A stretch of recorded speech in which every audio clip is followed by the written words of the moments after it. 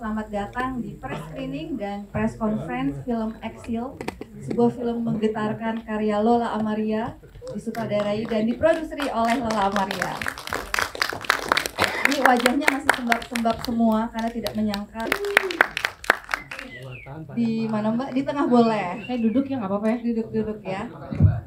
Dan tentu saja tepuk tangan juga untuk line produser kita, Sari Mohtan, Mbak Ai. Tepuk tangan dong teman-teman. Mbak Ai juga ke berbagai negara dari tahun 2000 berapa tuh? Berapa negara? 2015 dan sekarang 2023, sudah 8 tahun yang lalu. Ke berbagai negara di Eropa dan filmnya sudah hadir. Baik, kru Exil siapa saja yang sore hari ini hadir? Mungkin bisa tunjuk tangan. Ada pembuat animasinya? Lagi sholat, nanti kita panggil ya. Mas Armen, tunjuk tangan mungkin. Wah, Bikin musik saluang bansi di luar ya. Baik, oke, bisa langsung kita mulai ya Mbak Lola ya. Mungkin bisa cerita tentang Exil dan kemudian Mbak Ai. Terima kasih semuanya. Singkat aja bahwa saya punya konsep ide ini dari tahun 2013 mulai riset. Kurang lebih 2 tahun kami riset untuk mendapatkan lebih dari 10 narasumber sebenarnya. Tapi yang bersedia diangkat ke film hanya 10 yang ada di layar teman-teman lihat. Karena kenapa yang lainnya tidak bersedia? Karena mereka masih trauma, takut tidak ada yang menjamin keselamatannya, juga mungkin karena sudah punya anak, punya istri, punya suami, itu mungkin dilarang karena tadi takut tidak ada yang menjamin keselamatan. Kemudian ada banyak sekali rintangan, terutama soal izin dan lain-lain, soal dana, sampai akhirnya 2015 itu kami memutuskan syuting, walaupun 2015 itu bukan waktu yang tepat untuk syuting karena uangnya masih kurang. Nah, kita tua. Akhirnya dengan segala keterbatasan, kami berlima, satu tim, berangkat selama 3 bulan keliling Eropa untuk mengambil mereka semua, mengambil interview dan lain-lain. Intinya hal yang penting sudah kami dapat dan setelah itu kami pulang baru menyelesaikan sampai 2022 kalau nggak salah. Itu baru selesai ya? 8 baru tahun. Selesai 8 tahun. Wow. Jadi kalau ada pertanyaan kenapa selama itu, 2016 kami sudah mulai mengedit. 2 tahun nggak ada kerjaan, akhirnya bisa full memegang ini, dibantu oleh Salahuddin Siregar ya, sahabat saya, dan saya minta kepada beliau untuk mau nggak tolongin saya untuk ngedit film ini karena saya udah bergonta-ganti struktur kok masih belum sreg gitu. Terus ya saya merasa ya tentunya kalau nggak puas ada ya, tapi saya merasa ini sudah yang paling oke gitu. Dan 2012 pertama kali di launch di Jogja dan menang. Sebenarnya bukan test case juga, pertama kali dilempar ke publik gitu kan, reaksinya gimana, kemudian ke Cinemas Amsterdam, ke Egelat Festival, keliling 6 kota dan ke FFI, ke FFD, ada banyak perjalanan yang menyertai gitu. Tapi sebenarnya tujuannya yang membuat saya ingin sekali, goalnya tuh apa sih? Ya ditonton sama banyak orang Indonesia ya. Kalau di luar negeri mereka sudah sangat peka terhadap isu kemanusiaan, kejahatan HAM, tapi di Indonesia itu orang masih belum tahu gitu apa itu Exil, kemudian apa yang terjadi di 65 sampai sekarang. Nah, justru saya kepingin sekali ini tuh ditonton di Indonesia gitu, di masyarakat Indonesia gitu. Oke. Konsep ini memang harus dibikin dokumenter karena tokoh aslinya gitu yang harus bicara.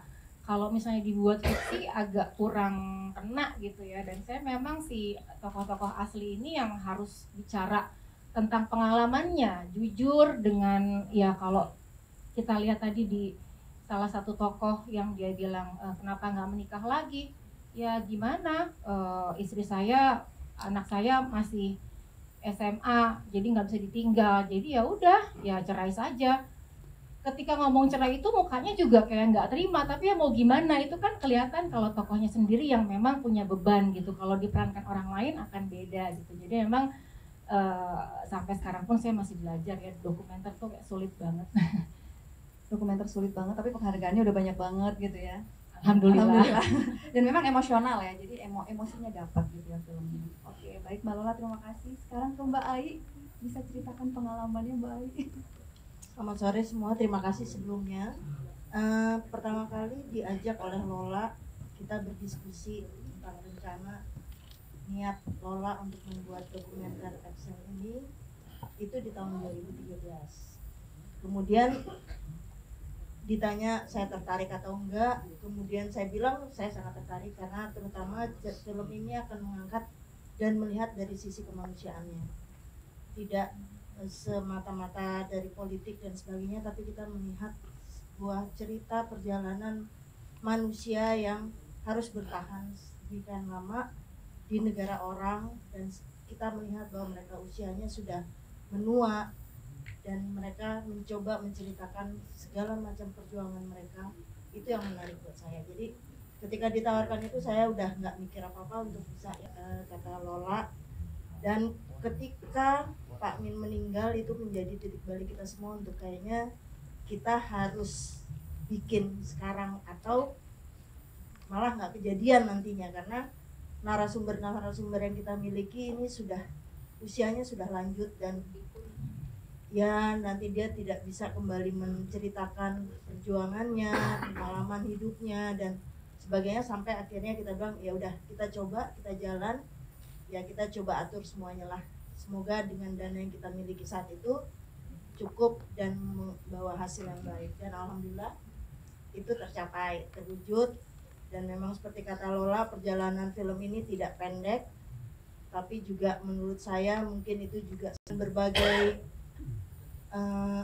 materi bahan yang banyak dan kemudian juga struktur yang berganti-ganti. Kemudian kita mencoba break dulu, kita lihat lagi secara objektif dan sebagainya, sampai akhirnya kita bisa rilis di tahun 2022. Dan alhamdulillah berapa kali berkesempatan untuk tayang di selain di Indonesia juga di luar negeri, respon yang kami terima juga cukup baik, positif di dalam maupun di luar negeri, karena juga tidak menyangka bahwa kayak misalnya di luar negeri itu mereka justru aware sekali dengan isu ini, tahu sekali sejarahnya, dan mereka bahkan mempertanyakan ketika ada narasumber yang mengoleksi materi-materi ini, sekarang siapa yang pegang? Mereka justru khawatir dan mempertanyakan itu, apakah sudah ada orang lain yang mengelola materi atau bahan-bahan artikel yang disimpan ini, akan ada orang yang bertanggung jawab nggak untuk melanjutkannya dan sebagainya. Jadi cukup menarik sih, karena ternyata mereka punya perspektif dan wawasan yang cukup baik terhadap sejarah tahun dan peristiwa tahun 65 ini. Itu aja dulu, nanti mungkin kalau ada pertanyaan dan sebagainya kita bisa sambung lagi ngobrol-ngobrolnya. Terima kasih Mbak Ai. Mungkin Mbak Ai membuat film ini dengan film lainnya. Bedanya adalah tantangan ketika menghadapi narasumber sih, karena kita biasanya kalau fiksi misalnya kita ada skrip gitu ya, semuanya kita ini. Nah kalau ini juga pendekatannya juga buruk trauma, jadi ketika kita salah sedikit itu bisa mengacaukan apa yang kita rencanakan. Karena perlu juga diketahui, selain kita yang memvideo, mereka pun memvideokan kita dan memotret kita semua.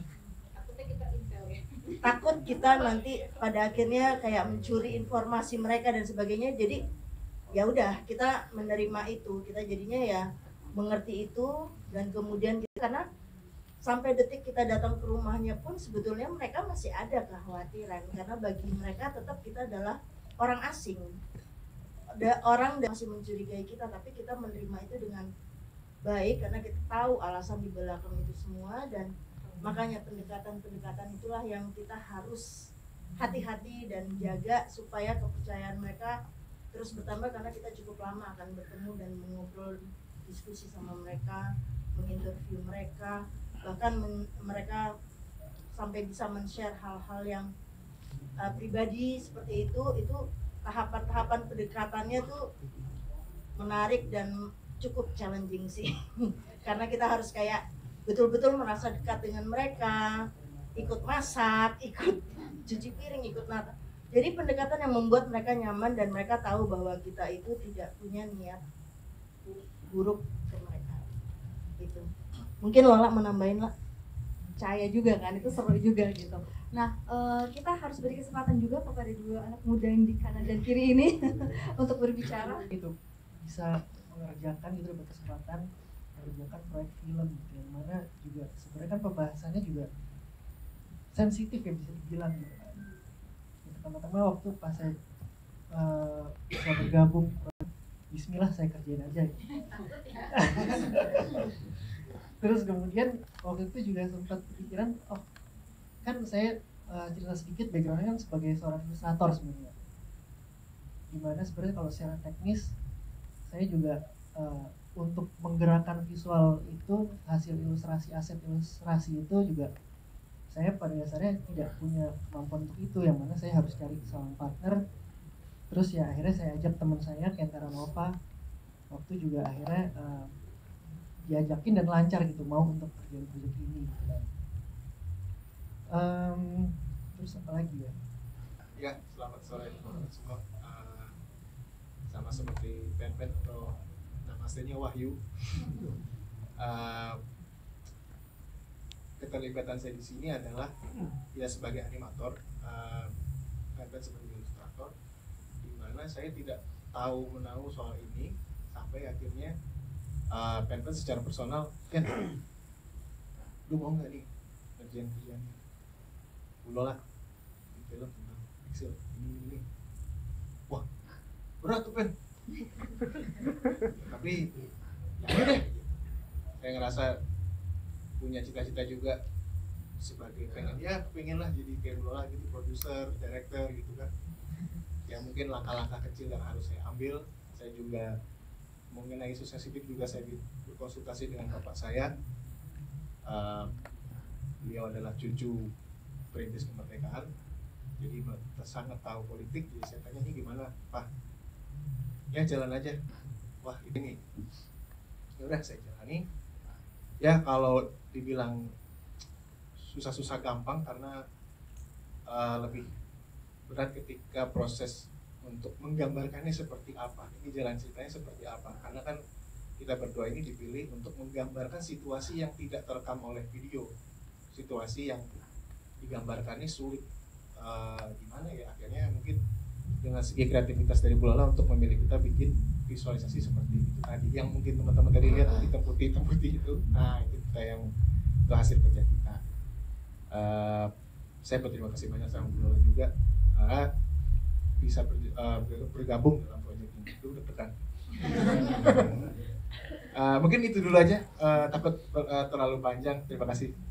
Terima kasih Pen dan Ken. Sebenarnya menarik juga mengulik bagaimana pendapat anak muda gitu ya, tapi mungkin nanti. Iya, itu sebenarnya sih juga alasan kami mengajak mereka berdua, karena mereka anak muda, berkembang, kasih kesempatan, tahu nggak sih isu ini, kemudian jadi belajar juga. Karena terus terang revolusi kebudayaan dan perestroika kita nggak punya banyak gambar di Uni Soviet dan di Cina, karena kalaupun kita beli footage tentang revolusi kebudayaan di China, kita nggak bakal dapet gitu, pasti nggak boleh. Jadi kita hanya membayangkan seperti apa sih bikin animasinya dari cerita narasumber gitu. Jadi kita rangkum, kita meeting sebuah benteng yang besar, kemudian berhari-hari di situ dikumpulkan. Ya udah, kita berdasarkan cerita mereka kita bikin berimajinasi gitu. Dan memang saya maunya 2D gitu biar lebih hidup. Iya. Nah mungkin atau Bapak musik, menciptakan musik juga Ya, bisa sedikit. Bang Arven boleh cerita sedikit, Bang Arven?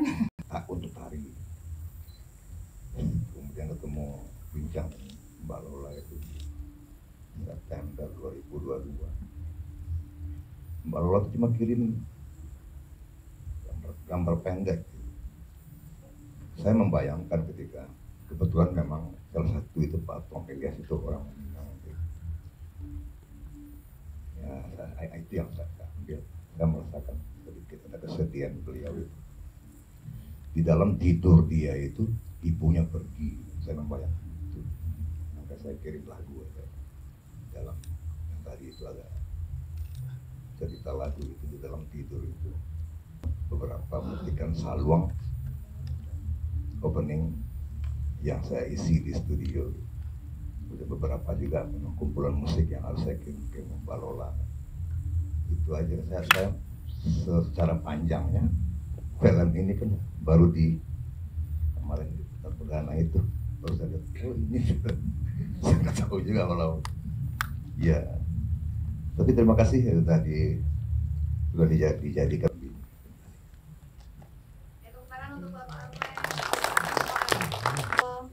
Kita satu-satu langsung dijawab atau langsung tiga satu-satu langsung dijawab gitu aja ya Mbak ya, satu-satu aja langsung silakan ya. Ini juga kalau nggak salah di September ya. Saya ingin tahu terkait dengan tanggapan mereka sendiri terkait dengan filmnya. Pasti mereka sudah tahu film ini diputar di Indonesia dan di beberapa festival. Saya ingin tahu tanggapan mereka sendiri seperti apa. Lalu kedua terkait dengan upaya ini. Nah, Januari tahun lalu ketika film ini jadi, saya mendatangi mereka satu persatu. Saya presentasi bawa laptop bahwa saya bertanggung jawab atas karya ini karena lama sekali kan sampai 10 tahun gitu. Akhirnya saya datang ke rumah mereka satu persatu, saya tontonin gitu kan, saya preview, terus mereka nangis peluk saya dan ya akhirnya mereka baru percaya gitu bahwa filmnya apa adanya. Jadi saya merasa aman karena saya tidak menyalahi aturan. Kemudian yang kedua, memang isunya sensitif, tapi tidak ada hal yang memprovokasi orang atau penonton untuk misalnya menjadi komunis atau membangkitkan komunis atau melawan pemerintah, itu nggak ada. Jadi saya murni bicara dari sisi manusianya sebagai korban politik gitu. Memiliki kategori dokumenter profil, dokumenter perjalanan, dokumenter sejarah, dokumenter kontradiktif. Nah, sebelumnya sekarang 46 tahun ya. Berarti kan saya di masa era Orde Baru nih, saya tumbuh kembang. SD, SMP, SMA saya dicuci otaknya oleh film yang judulnya G30 September, Gerakan 30 September. Setiap tahun harus nonton. Mungkin yang seusia saya mungkin juga sama ya. Dan itu kita nggak pernah tahu sebagai orang Indonesia ketika kita sekolah kita nggak bisa bertanya, kemudian kita berbincang soal kenapa yang satunya ini kenapa kok dituduh begini tanpa ada bukti. Kita semua percaya dan harus percaya. Sini mungkin karena rasa penasaran saya, kemudian dengan film-film yang pernah saya tonton yang mendoktrin kami saat itu, ini seperti sebuah tandingannya gitu. Tadi kalau Mas tanya, kok nggak ada tanding buat? Karena biar bagaimanapun, ya sejarah dibuat oleh pemenang gitu. Artinya ketika saya punya rasa penasaran, kemudian saya juga membuat film, tidak ada salahnya ketika saya punya konsep, dengan riset yang bisa dibagikan kepada publik luas, bahwa ini loh sisi sebelahnya. Jadi yang selama ini bertanya-tanya, ya mau percaya mau enggak, tapi ini sumbernya sendiri yang bicara, korbannya sendiri yang bicara gitu. Dan ada banyak lagi yang lain.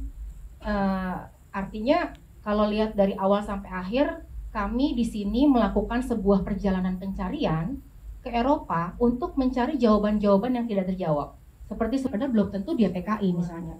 Seluruh keluarganya lagi. Kita pernah belajar nggak PKI itu apa? Nggak pernah kan, nggak pernah kasih tahu kan, kecuali stigma PKI lo jahat, lo pembunuh, lo iya kan? Apa sih yang mereka lakuin kita nggak pernah tahu karena selalu dibuat oleh satu sisi aja. Nah, saya berusaha dengan teman-teman mengangkat ini, tapi sumbernya yang bicara, korban yang bicara. Saya hanya mencari tahu.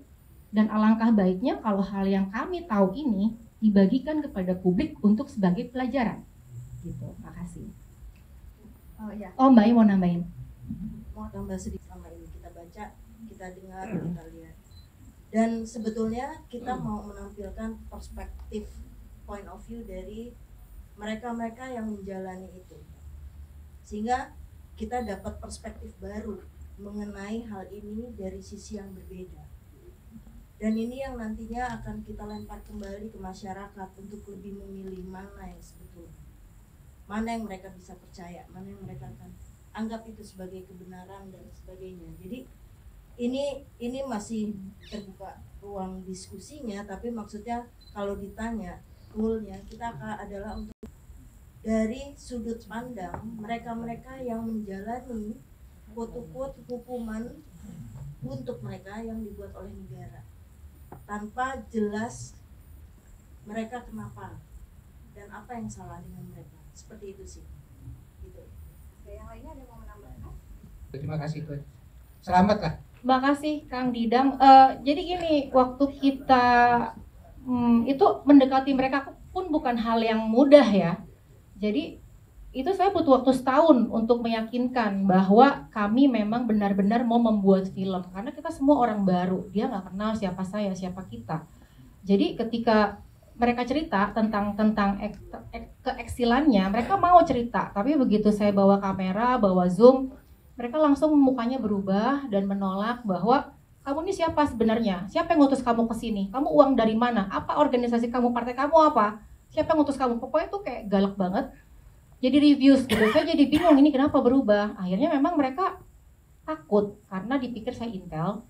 Jadi setahun itu saya selama setahun saya berusaha untuk menghubungi teman baik saya di Belanda yang juga dekat dengan para eksil. Akhirnya melalui beliaulah saya bisa masuk gitu bahwa oh, ini Lola dia karyanya ini dia nggak ada orang di belakangnya, nggak ada organisasi, nggak ada partai, dia murni pembuat film independen dan memang mau buat film tentang eksil. Akhirnya boleh masuk. Dan satu hal dalam kontrak itu antara saya dengan mereka itu ada pasal bahwa tidak boleh menyinggung keluarga di Indonesia. Jadi memang kalau tadi ada juga dialog kan, tapi jangan tanya keluarga ya, oke. Jadi memang dia mau terbuka apapun soal dirinya, tapi tidak mau soal keluarganya. Itu Semua. Jadi harusnya ada di agreement di surat. Di stigma seumur hidup sebagai keluarga PKI itu kan nggak enak ya. Mungkin orang udah sebagian lupa dan mereka udah hidup dengan enak sekarang, nggak mau membangkitkan lagi. Jadi itu traumanya masih ada seumur hidup, sekeluarga, seketurunan. Ya, dan mereka pun menandatangani perjanjian itu pun juga dengan pemikiran bahwa mereka masih belum tahu nanti hasilnya film ini akan menjadi apa, seperti apa, dan bagaimana reaksinya, sehingga bagi mereka akan lebih aman kalau mereka memang tidak melibatkan keluarga mereka sama sekali, supaya istilahnya kalau mereka bilang tidak lagi terulang. Ketakutan kami yang udah sekian puluh tahun hanya karena terus ada film ini kemudian terjadi lagi, itu khawatir. Jadi itu yang kita pegang teguh dan kita coba taati, dan memang kita tidak sama sekali mencoba menghubungi dan menjadikan narasumber keluarga mereka gitu. Kecuali ya keluarga Di Belanda dia sekali, dan itu juga cerita yang unik karena Pak Amin meninggal, kita kehilangan satu narasumber, dan secara kebetulan sekali memang waktu saya ingat banget itu hari libur kita syuting, saya punya ide gitu, ke Leiden yuk kita ambil footage kuburan Pak Amin, ayo, yang saatnya kita libur kita kerja, dan entah kenapa di jam itu tiba-tiba fixer kita di Belanda itu yang menemani bilang ada anaknya Pak Min. Dia mau nggak diinterview, tolong dong kenalin. Saat itu juga saya mengajukan pertanyaan di kuburan itu, di taman kuburan itu juga saat itu juga sangat spontan, dan setelah itu kita janjian untuk ke rumah beberapa minggu kemudian gitu untuk mengambil footage barang-barang foto-foto Pak Min gitu, dan mereka di rumah. Dan kalau saya meleset aja itu jamnya, atau ya lewat 10 menit aja saya pasti nggak ketemu dengan mereka, kayak udah diatur gitu loh. Nah itulah dokumenter gitu, ada keajaiban-keajaiban yang kita nggak pernah nyangka ternyata itu bagian paling bagus di film ini. Momen ya, kita bisa dapat itu. Dan yang menarik lagi mungkin juga lebih mudah ketika meng-approach mereka, karena mereka mungkin dari generasi yang lebih muda dan kemudian melihat media ini sebagai salah satu medium untuk bisa menceritakan. Jadi mereka sama sekali tidak ada penolakan pada saat itu, malah mereka sangat senang dan merasa bahwa oh ya, saya bisa mengungkapkan dan membagikan sebagian cerita tentang ayah saya. Bagi saya itu suatu kebanggaan karena ayah saya itu seorang yang memang cinta negaranya. Jadi justru mereka memanfaatkan dan menggunakan momen itu sebagai medium untuk menceritakan itu, sehingga approach-nya berjalan dengan baik sih, walaupun langsung saat itu juga. Terima kasih Mbak Lola, Mbak Ai. Langsung ke Ibu ya di belakang.